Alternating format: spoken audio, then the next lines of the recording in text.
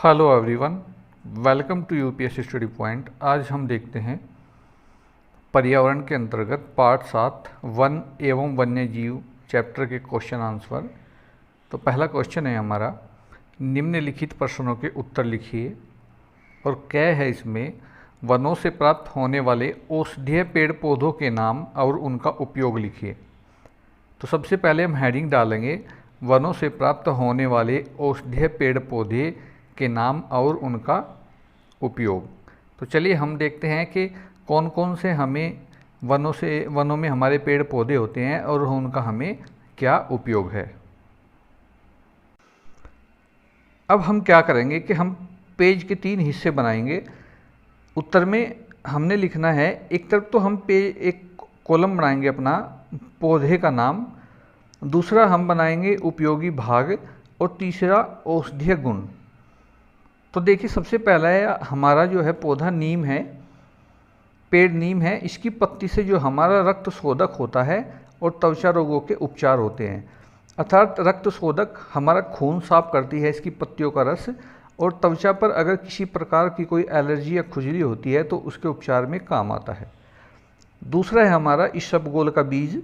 ये एक भूसी होती है, ये पैचिस व कब्ज ठीक करती है। अगर दस्त लगा हुआ होता है तब भी ये ठीक करती है, और अगर कब्ज होता है तो भी ठीक करती है। 3 है सिनकोना। सिनकोना की छाल होती है, इससे मलेरिया की दवा बनती है कुनैन। चौथा है आपका जामुन। जामुन के बीजों को अगर सुखा करके चूर्ण बना लिया जाए तो ये शुगर मधुमेह के लिए लाभदायक होता है।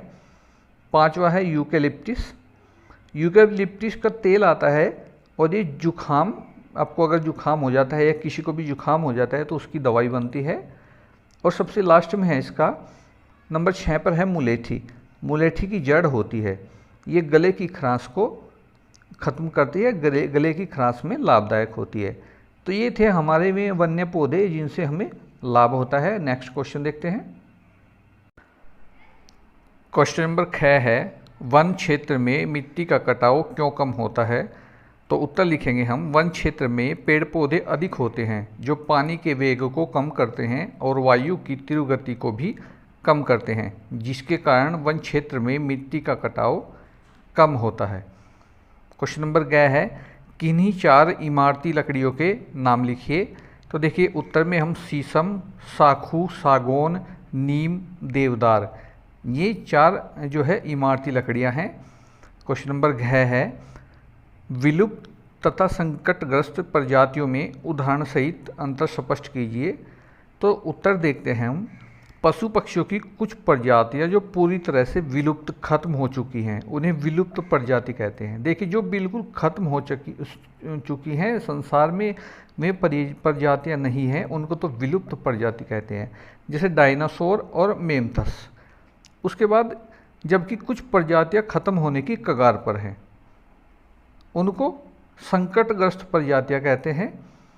तो जैसे बाघ, गिद्ध, इन्हें संकटग्रस्त प्रजातियां कहते हैं, क्योंकि ये प्रजातियां अभी कुछ मात्रा में हमारे जो है संसार में हैं, पर इस समय धीरे धीरे विलुप्त हो रही हैं।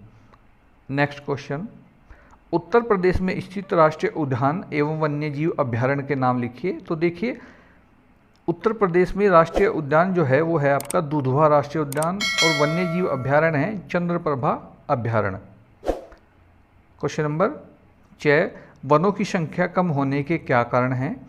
तो उत्तर में हम लिखेंगे वनों की संख्या कम होने के कारण, और वनों की संख्या कम होने के निम्न कारण हैं। सबसे पहला कारण है जनसंख्या वृद्धि के कारण आवासीय भूमि की आवश्यकता।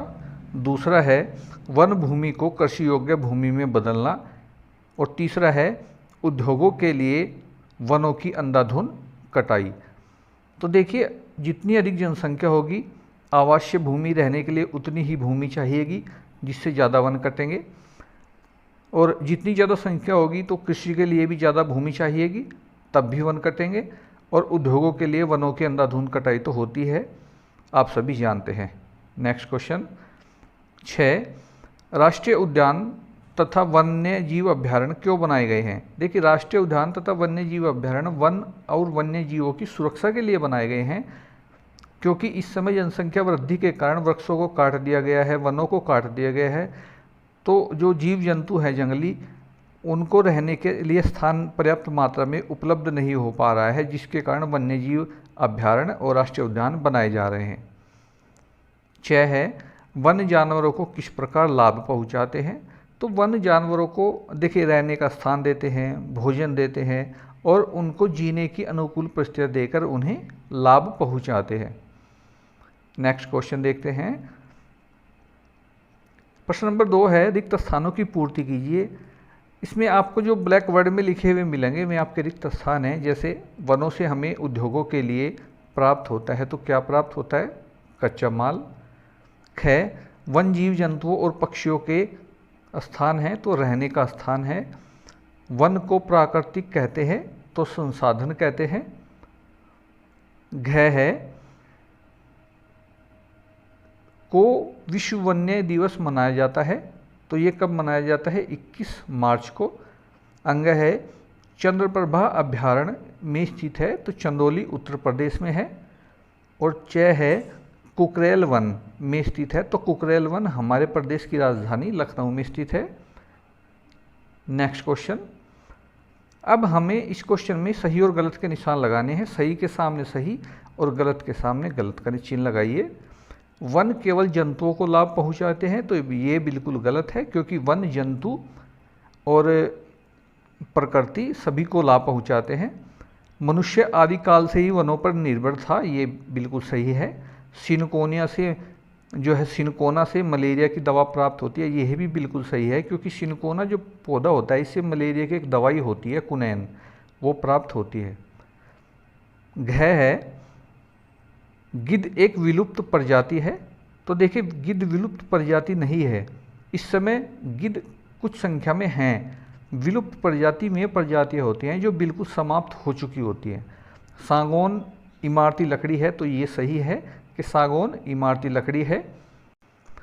क्वेश्चन नंबर 6 है पशु पक्षियों की प्रजातियां जो खत्म होने की कगार पर है विलुप्त प्रजाति कहलाती हैं, तो ये गलत है, क्योंकि ये संकटग्रस्त प्रजातियां कहलाती हैं। 6 है पेड़ पौधे वायु की गति बढ़ाने में सहायक होते हैं, ये भी गलत है, क्योंकि पेड़ पौधे वायु की गति को कम करते हैं। जय वन पारिस्थितिक संतुलन बनाए रखने में सहायक है, ये सही है।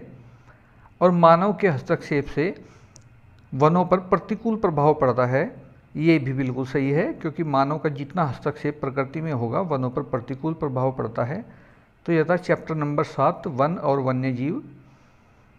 नेक्स्ट वीडियो में आपके लिए नेक्स्ट सब्जेक्ट का जो चैप्टर हैं उसके क्वेश्चन आंसर लेकर के आएंगे। अधिक से अधिक चैनल को शेयर करें, वीडियो को लाइक करें। धन्यवाद।